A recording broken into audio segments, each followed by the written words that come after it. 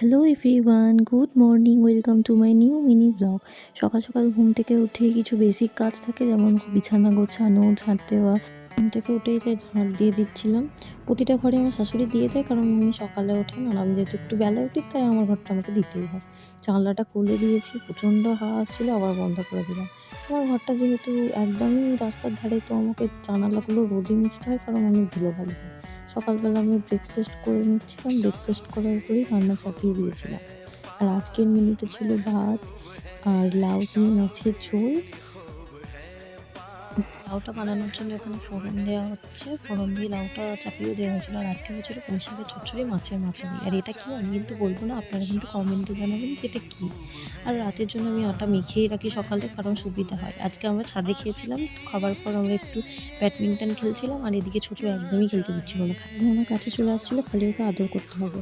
তো ব্লগটা আমি এখানেই শেষ করলাম।